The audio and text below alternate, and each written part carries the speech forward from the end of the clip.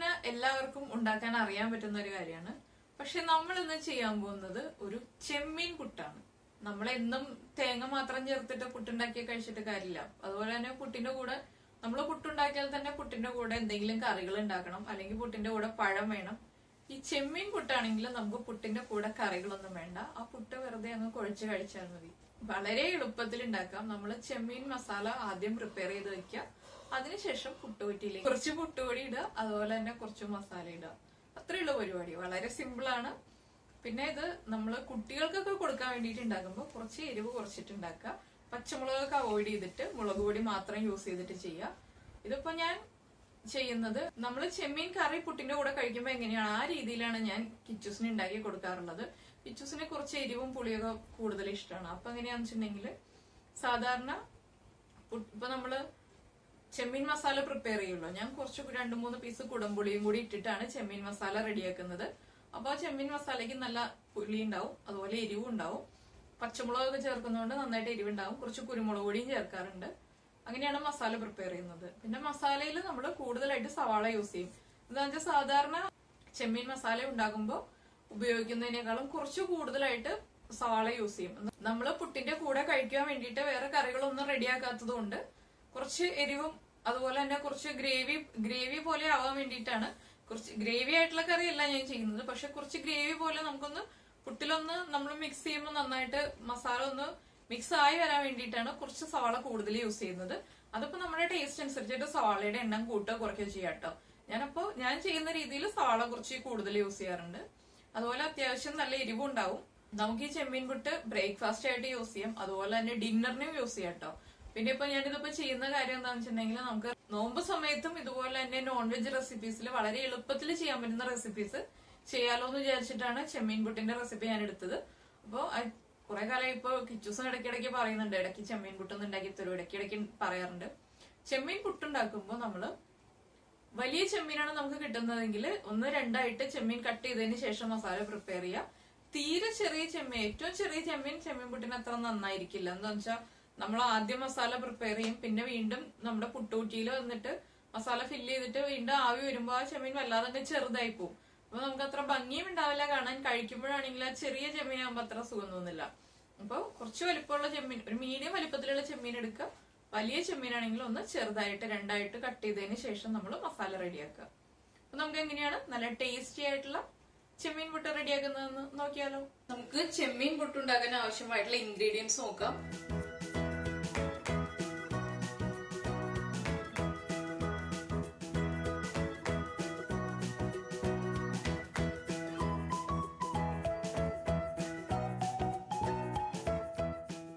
നമ്മള് 1/4 kilo prawns clean ചെയ്തെടുത്തിട്ടുണ്ട്. ഇതിപ്പോ വലിയ പ്രോൺസ് ആയതുകൊണ്ട് ഞാൻ ചെറുതായിട്ട് കട്ട് ചെയ്തെടുത്തതാണ്. വലിയ പ്രോൺസ് അല്ല, മീഡിയം പ്രോൺസ് ആണെങ്കിൽ കട്ട് ചെയ്തെടുക്കണ്ട. വലിയ പ്രോൺസ് ആണെങ്കിൽ മാത്രം ചെറുതായിട്ടൊന്ന് കട്ട് ചെയ്തെടുക്കുക. പിന്നെ നമുക്ക് ആവശ്യമുള്ളത് പച്ചമുളക്, ഇഞ്ചി, വേപ്പില, മഞ്ഞൾപ്പൊടി, കുരുമുളക് പൊടി, മുളക് പൊടി, തേങ്ങ ചിരവിയതെടുത്തിട്ടുണ്ട്. അതുപോലെ തന്നെ ഉപ്പ്, വെളുത്തുള്ളി, 2 പീസ് കുടംപുളി ഒരു 10 മിനിറ്റ് മുന്നേ വെള്ളത്തിൽ ഇട്ട് വെച്ചിട്ടുണ്ട്. നന്നായിട്ട് വാഷ് ചെയ്തതിന് ശേഷം വെള്ളത്തിൽ ഇട്ട് വെച്ചിട്ടുണ്ട്. വെളിച്ചെണ്ണ, പിന്നെ നമ്മൾ എടുത്തിട്ടുള്ളത് സവാള. 1/4 കിലോ പ്രോൺസിന് നമ്മളൊരു 3 മീഡിയം സവാളയാണ് എടുത്തിട്ടുള്ളത്. അപ്പൊ നമുക്ക് സവാളയുടെ മധുരം കുറയ്ക്കുക. സവാളയുടെ മധുരം അത്ര താല്പര്യമില്ല എന്നുണ്ടെങ്കിൽ ഒരു സവാളയും 20 ഉള്ളി ചെറുതായിട്ട് ചോപ്പ് ചെയ്തെടുത്തത്, അങ്ങനെ ഈക്വൽ ആയിട്ട് സവാളയും ഉള്ളി ഈക്വൽ ആയിട്ട് വേണമെങ്കിൽ അങ്ങനെ എടുക്കാം. പിന്നെ നമുക്ക് പുട്ടിന് ആവശ്യമായിട്ടുള്ള പുട്ടുപൊടി എടുക്കുക, വെള്ളം എടുക്കുക, പുട്ടിനുള്ള മാവ് റെഡിയാക്കി വെക്കാം. അപ്പൊ നമ്മുടെ പുട്ടുപൊടി നന്നായിട്ടൊന്ന് സോഫ്റ്റ് ആയി വരാൻ വേണ്ടിയിട്ടാണ് പുട്ടിന്റെ മാവ് ആദ്യം റെഡിയാക്കി വെക്കുന്നത്. അതിനുശേഷം നമുക്ക് മസാല പ്രിപ്പയർ ചെയ്യാം. നമുക്ക് പുട്ടുപൊടിയിലേക്ക് വെള്ളം ചേർത്തിട്ട് നന്നായിട്ട് പുട്ടിന്റെ മാവ് റെഡിയാക്കി എടുക്കാം. ഇതിപ്പോ ഞാൻ ഉപ്പ് ചേർത്ത് വെച്ചിട്ടുള്ള വെള്ളമാണോ, പുട്ടിന്റെ പാകത്തിന് ഉപ്പ് ചേർത്ത് വെച്ചിട്ടുള്ള വെള്ളമാണ്. വെള്ളം കുറച്ചായിട്ട് ഒഴിച്ചതിന് ശേഷം നമുക്ക് നന്നായിട്ട് മിക്സ് ചെയ്തെടുക്കാം. നന്നായിട്ട് റോസ്റ്റ് ചെയ്തെടുത്ത അരിപ്പൊടി ആയതുകൊണ്ടാണ് കേട്ടോ ഞാൻ കുറച്ച് സമയം സോഫ്റ്റ് ആവാൻ വേണ്ടിയിട്ട് പുട്ടിന്റെ മാവ് റെഡിയാക്കി വെക്കാന്ന് പറഞ്ഞാൽ. ഇതിപ്പോ അപ്പത്തിന്റെ പാകത്തിൽ പൊടിച്ച് വറുത്തിട്ടുള്ള അരിപ്പൊടിയാണ്. 1 മാസത്തേക്ക് ഒരുമിച്ച് പൊടിച്ചെടുക്കുന്നത് കൊണ്ട് വേഗം തന്നെ അരിപ്പൊടി ചീത്തയാവാതിരിക്കാൻ വേണ്ടിയിട്ട് നന്നായിട്ട് റോസ്റ്റ് ചെയ്ത് വെക്കും. അതുകൊണ്ടാണ് കുറച്ച് സമയം നമ്മൾ ഒന്ന് മാവ് നനച്ച് വെക്കണം എന്ന് പറഞ്ഞത്. സാധാരണ നമ്മളിപ്പോ വല്ലാതെ അങ്ങ് റോസ്റ്റ് ചെയ്യാത്ത പുട്ടുപൊടിയാണെന്നുണ്ടെങ്കിൽ അധിക സമയം സോഫ്റ്റ് ആവാൻ വേണ്ടി വെക്കണ്ട. അപ്പൊ നമ്മൾ മസാല പ്രിപ്പയർ ചെയ്യുന്നതിന് മുന്നേ ആയിട്ട് തന്നെ ആദ്യം പുട്ടിന് മാവ് റെഡിയാക്കി വെച്ചാൽ മതി. അപ്പൊ നമ്മള് പുട്ടുപൊടി റെഡിയാക്കി എടുത്തിട്ടുണ്ട്. പുട്ടുപൊടി എങ്ങനെയാണ് കറക്റ്റ് നനവായിന്ന് അറിയാത്ത ആളുകൾക്ക് വേണ്ടിയിട്ട് ഞാൻ പറഞ്ഞുതരാം കേട്ടോ. ഇപ്പൊ നമ്മൾ കുക്കിംഗ് ഒക്കെ പഠിച്ചു തുടങ്ങുന്ന കുട്ടികൾക്ക് വേണ്ടിയിട്ട് ഞാൻ പറഞ്ഞുതരാം. നമ്മൾ പുട്ടിന്റെ പൊടി കുറച്ച് വെള്ളം തളിച്ച് നനച്ചതിന് ശേഷം ഇതുപോലെ എടുത്തിട്ട് കുറച്ച് പുട്ടുപൊടി എടുത്തിട്ട് ഇങ്ങനെ ഒന്ന് പിടിച്ചു നോക്കുക. അപ്പൊ ഇതുപോലെ ആയി വരുന്നുണ്ടെങ്കിൽ പുട്ടുപൊടി നന്നായിട്ട് കറക്റ്റ് ആയിട്ട് നനഞ്ഞിട്ടുണ്ട്. ഇതാണ് പുട്ടിന്റെ മാവിന്റെ പരുവം. അപ്പൊ ഇത് നമ്മൾ വീണ്ടും പൊടിച്ചിടുക. അപ്പോൾ ആദ്യം നമ്മളിങ്ങനെ ചെയ്തു ഇതുപോലെ പിടിച്ചിട്ട് ആവുന്നില്ല എന്നുണ്ടെങ്കിൽ കുറച്ച് വെള്ളം തളിച്ചിട്ട് വീണ്ടും നന്നായിട്ട് മിക്സ് ചെയ്യുക. അതുപോലെ മിക്സ് ചെയ്ത് കുറച്ച് വെള്ളം തളിച്ച് മിക്സ് ചെയ്തെടുക്കുക. അങ്ങനെ ഇതുപോലെ പിടിക്കുമ്പോൾ ഇതുപോലെ ആയി വരുന്ന പാകത്തിലാവുമ്പോൾ നമ്മൾ നിർത്തുക. ഇതാണ് നമ്മുടെ പുട്ടിന്റെ മാവ്. ഇതിലേക്ക് നമുക്ക് കുറച്ച് തേങ്ങ ചേർത്തിട്ട് മിക്സ് ചെയ്ത് വെക്കാം.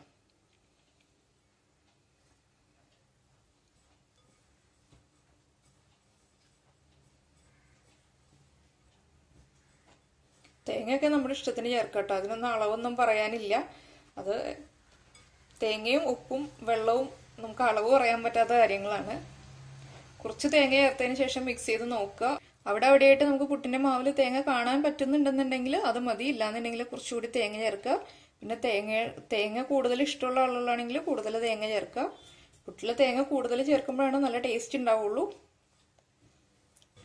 ഇനിയിപ്പോൾ ഇത് നമുക്കൊരു സൈഡിലേക്ക് മാറ്റി വെച്ചതിന് ശേഷം നമ്മുടെ മസാല റെഡിയാക്കാം.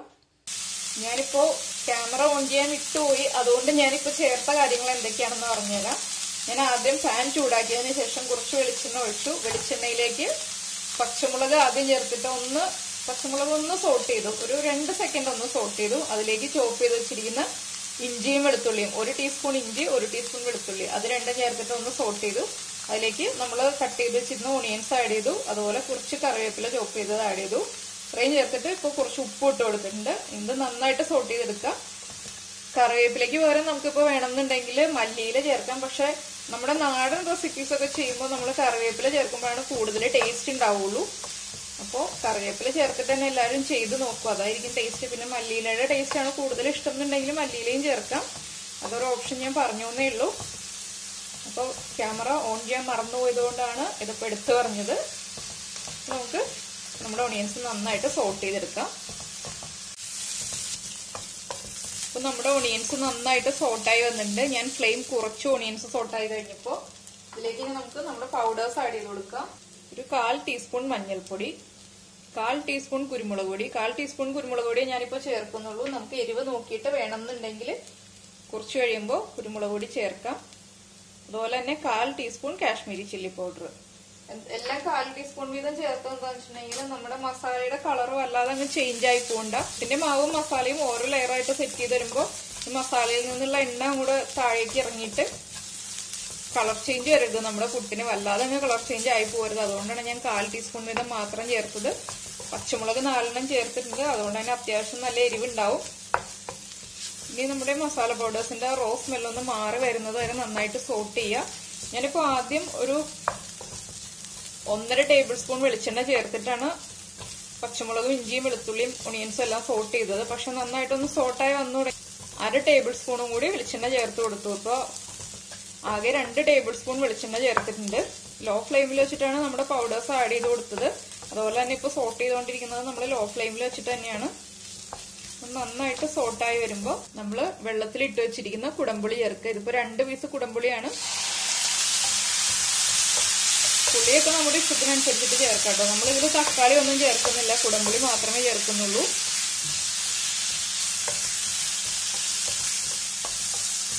കുടംപുളി ഇട്ടിട്ടുന്ന വെള്ളം കൂടി ഒഴിച്ചു കൊടുക്കണം.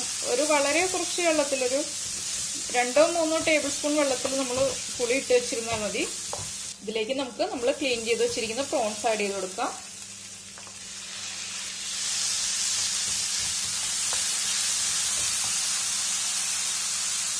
പ്രോൺസ് ഇപ്പൊ ഞാൻ വലിയ പ്രോൺസ് ആയതുകൊണ്ട് ചെറുതായിട്ട് കട്ട് ചെയ്തിട്ടാണ് ചേർത്തിട്ടുള്ളത്.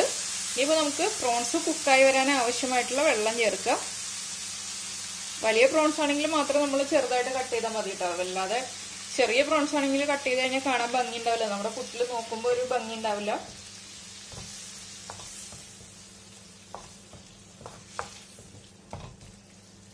ഇപ്പൊ പ്രോൺസിൽ നിന്ന് കുറച്ച് വെള്ളം ഇറങ്ങും. അപ്പോൾ നമ്മൾ വെള്ളം ഒഴിക്കുമ്പോൾ വല്ലാതെ അങ്ങ് കൂടുതൽ വെള്ളം ഒഴിക്കരുത്. കുറച്ച് വെള്ളം ഒഴിച്ചു കൊടുക്കുക. ഇനി നമുക്ക് പ്രോൺസിന് ആവശ്യമായിട്ടുള്ള ഉപ്പ് ചേർക്കാം. നമ്മളിപ്പോ ആദ്യം മസാല റെഡിയാക്കിയപ്പോൾ ഓണിയൻസ് സോട്ടാവാൻ കുറച്ച് ഉപ്പ് ചേർത്തിരുന്നു. അപ്പോൾ വളരെ കുറച്ച് ഉപ്പ് ചേർക്കുക. അതിനുശേഷം നോക്കുക പ്രോൺസ് ഒരു 3/4 ഭാഗം കുക്കായി വരുമ്പോൾ നമ്മളൊന്ന് ചെക്ക് ചെയ്താൽ മതി ഉപ്പ് കറക്റ്റ് ആണോ എന്നുള്ളതും അതുപോലെ തന്നെ എരിവ് കറക്റ്റ് ആണോ എന്നുള്ളതും. എരിവ് കുറവാണെങ്കിൽ കുറച്ച് പെപ്പർ പൗഡർ ആഡ് ചെയ്യുക, അതുപോലെ ഉപ്പ് കുറവാണെങ്കിൽ കുറച്ച് ഉപ്പ് ആഡ് ചെയ്ത് കൊടുക്കുക. ഇനിയിപ്പോൾ നമ്മുടെ പ്രോൺസ് ഒന്ന് നന്നായിട്ട് കുക്കായി വരട്ടെ. അപ്പൊ ഒന്ന് അടച്ചു വെച്ച് കുക്ക് ചെയ്തെടുക്കാം. അപ്പൊ നമ്മുടെ മസാല റെഡി ആയിക്കൊണ്ടിരിക്കുന്നുണ്ട്. നന്നായിട്ട് ഡ്രൈ ആക്കി എടുക്കണം മസാല. ഇപ്പൊ ഞാൻ ടേസ്റ്റ് ചെയ്ത് നോക്കിയപ്പോൾ കുറച്ച് മധുരം തോന്നിയതുകൊണ്ട് ഞാൻ ഒരു 1/4 ടീസ്പൂൺ പെപ്പർ പൗഡറും കൂടെ ആഡ് ചെയ്തിട്ടുണ്ട്. അപ്പൊ നമ്മള് ഉള്ളിയും സവാളയും ഹാഫ് ഈക്വൽ ക്വാണ്ടിറ്റി ആയിട്ട്, ഇപ്പോൾ പകുതി ഉള്ളി പകുതി സവാളയായിട്ടാണ് നമ്മൾ എടുക്കുന്നതെങ്കിൽ ഇത്ര പെപ്പർ പൗഡർ ആഡ് ചെയ്യേണ്ടി വരില്ല. ഞാനിപ്പോൾ ഫുള്ളായിട്ട് സവാള തന്നെ യൂസ് ചെയ്യുന്നതുകൊണ്ടാണ് പെപ്പർ പൗഡർ 1/2 ടീസ്പൂൺ ചേർത്തത്. അത് നമ്മൾ നോക്കിയിട്ട് ചേർക്കാം. അതുപോലെ തന്നെ പുളി ചേർക്കുമ്പോൾ നമ്മുടെ കയ്യിലുള്ള പുളിയുടെ അതനുസരിച്ചിട്ട് ചേർക്കാം കേട്ടോ. ചില പുളി ഇപ്പോൾ 1 പീസൊക്കെ ഇട്ട് കഴിഞ്ഞിട്ടുണ്ടെങ്കിൽ തന്നെ നല്ല പുളി ഉണ്ടാവും. 2 പീസ് പുളി ചേർത്തു എന്ന് വെച്ചിട്ട് 2 പീസ് പുളി തന്നെ എല്ലാവരും ചേർക്കണമെന്നില്ല. നമ്മുടെ കയ്യിലുള്ള പുളി എങ്ങനെയുള്ളതാണ്, എത്ര പുളി ഉള്ളതാണോ അതനുസരിച്ചിട്ട് നമ്മൾ പുളി ചേർത്ത് കൊടുക്കാം. അപ്പൊ നമ്മുടെ മസാല നന്നായിട്ട് റെഡിയായി വന്നിട്ടുണ്ട്, കറക്റ്റ് ആയിട്ടുണ്ട്. നമുക്ക് ഫ്ലെയിം ഓഫ് ചെയ്തതിന് ശേഷം ഈ മസാലയുടെ ചൂടൊന്ന് നന്നായിട്ട് മാറി വരുന്നത് വരെ വെയിറ്റ് ചെയ്യാം. ആ സമയത്ത് നമ്മൾ ഫ്ലെയിം ഓഫ് ചെയ്തതിന് ശേഷം, ഞാനിപ്പോൾ ഫ്ലെയിം ഓഫ് ചെയ്തു, ഫ്ലെയിം ഓഫ് ചെയ്തതിന് ശേഷം നമ്മൾ ഇട്ടിരിക്കുന്ന ഈ പുളിയുടെ പീസ് രണ്ടും എടുത്തങ്ങ് മാറ്റാം. ഇല്ലാന്നുണ്ടെങ്കിൽ നമ്മുടെ മസാലയ്ക്ക് പുളി കൂടും. പുളി തന്നെ ഇട്ട് വെച്ചിരിക്കുകയാണെങ്കിൽ നമുക്ക് ആദ്യം പുളി ഒന്ന് എടുത്ത് മാറ്റാം. അതിനുശേഷം ഈ മസാല ഒന്ന് ചൂട് മാറി വരുന്നത് വരെ വെയിറ്റ് ചെയ്യാം. നമ്മുടെ ചെമ്മീൻ പുട്ടിനുള്ള മസാല നന്നായിട്ട് ചൂട് മാറി വന്നു. ഇതിപ്പോ ഞാൻ പുളിയൊക്കെ എടുത്ത് മാറ്റിയതിന് ശേഷം മസാല ഒരു ബൗളിലേക്ക് എടുത്ത് വെച്ചതാണ്. ഇനിയിപ്പോ നമുക്ക് പുട്ട് സെറ്റ് ചെയ്ത് തുടങ്ങാം. പുട്ട് സെറ്റ് ചെയ്യാൻ വേണ്ടിയിട്ട് നമ്മൾ ആദ്യം പുട്ട് കുറ്റി എടുക്കുക. എല്ലാവർക്കും അറിയാവുന്ന കാര്യമാണ്, എങ്കിലും കുക്കിംഗ് പഠിക്കുന്ന കുട്ടികൾക്ക് വേണ്ടിയിട്ടാണ് ഈ പറയുന്നത്. പുട്ടുകുറ്റിയിലേക്ക് നമ്മൾ ആദ്യം കുറച്ച് തേങ്ങ ചേർത്ത് കൊടുക്കുക. നമുക്ക് തേങ്ങ എത്ര ഇഷ്ടമാണോ അതനുസരിച്ചിട്ട് തേങ്ങ ചേർത്ത് കൊടുക്കാം. ആദ്യം തന്നെ മസാല ഇടരുത്. നമ്മൾ ആദ്യം പുട്ടിന് കുറച്ച് തേങ്ങ ചേർത്തതിന് ശേഷം മാത്രം മസാലയുടെ ലെയർ സ്റ്റാർട്ട് ചെയ്യാൻ പാടുള്ളൂ. ആദ്യമേ തന്നെ നമ്മൾ മസാല ഇട്ട് കഴിഞ്ഞിട്ടുണ്ടെങ്കിൽ നമ്മുടെ വെള്ളത്തിൽ മുഴുവനും മസാലയുടെ ആ ഒരു ഫ്ലേവർ ആയിരിക്കും. ആ ഒരു പുട്ട് കാണാൻ തന്നെ ഭംഗി ഉണ്ടാവില്ല. ഇനിയിപ്പോ നമ്മൾ റെഡിയാക്കി വെച്ചിരിക്കുന്ന പുട്ടിന്റെ മാവ് കുറച്ചായിട്ട് ചേർത്ത് കൊടുക്കാം. നമുക്ക് എത്ര ലെയർ വേണമെന്ന് വെച്ചാൽ അതനുസരിച്ചിട്ട് നമ്മൾ പുട്ടിന്റെ മാവും മസാലയും ഇട്ട് കൊടുക്കാം. അപ്പൊ ഞാനൊരു 3 സ്പൂൺ, ഈ സ്പൂണിന് 3 സ്പൂൺ പുട്ടിന്റെ മാവ് ഇട്ട് കൊടുത്തു. ഇനി നമ്മൾ മസാല ഇട്ട് കൊടുക്കാൻ പോവാണ്. ഇതൊക്കെ നമ്മുടെ ഇഷ്ടമാണെങ്കിൽ നമുക്ക് അളവൊന്നും പറയാനില്ല. എത്ര വേണമെങ്കിലും ഇട്ട് കൊടുക്കാം, എത്ര ലെയർ ആയിട്ട് വേണമെങ്കിലും ചെയ്യാം. വീണ്ടും നമ്മൾ പുട്ടിന്റെ മാവ് ഇട്ട് കൊടുക്കുക.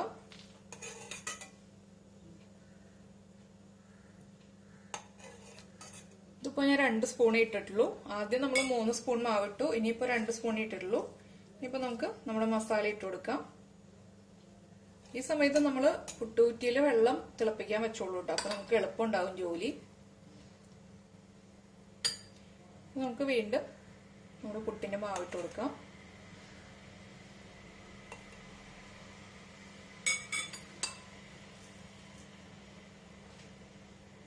മസാല ഇത് നമ്മുടെ ഇഷ്ടത്തിനനുസരിച്ചിട്ട് എത്ര ലെയർ വേണം വെച്ചാൽ അതനുസരിച്ചിട്ട് ചെയ്യണം.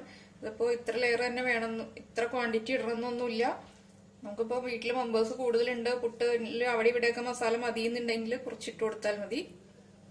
അതുപോലെ തന്നെ പുട്ടിന് മാവ് ഫില്ല് ചെയ്യുമ്പോൾ വല്ലാതെ അങ്ങ് പ്രസ് ചെയ്ത് കൊടുക്കരുത് കേട്ടോ. മാവ് വെച്ചിട്ട് പ്രസ് ചെയ്യരുത്. നമ്മൾ കുറച്ച് കുറച്ചായിട്ട് ഇട്ട് കൊടുക്കുക. പ്രസ് ചെയ്ത് കഴിഞ്ഞിട്ടുണ്ടെങ്കിൽ പിന്നെ നമുക്ക് തിരിച്ചെടുക്കാൻ ബുദ്ധിമുട്ടായിരിക്കും. ഇതിന് മുകളിലായിട്ട് നമുക്ക് കുറച്ച് തേങ്ങ ചേർത്ത് കൊടുക്കാം.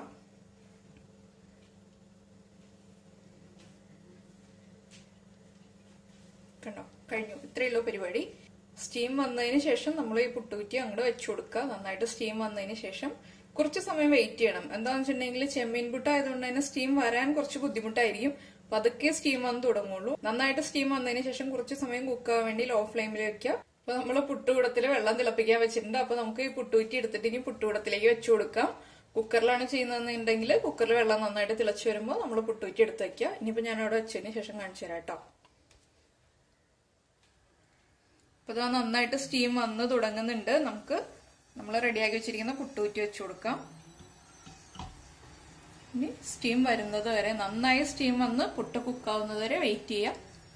അപ്പൊ നമുക്ക് പുട്ട് കുക്കായതിനു ശേഷം കാണാം.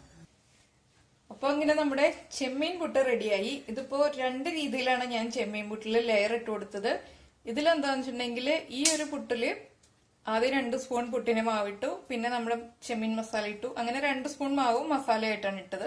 ഇതിൽ നമ്മൾ 3 സ്പൂൺ പുട്ടിന്റെ മാവാണ് ആദ്യം ഇട്ടത്. അതിനുശേഷമാണ് 2 സ്പൂൺ വീതം മാവ് ഇട്ട് കൊടുത്തത്.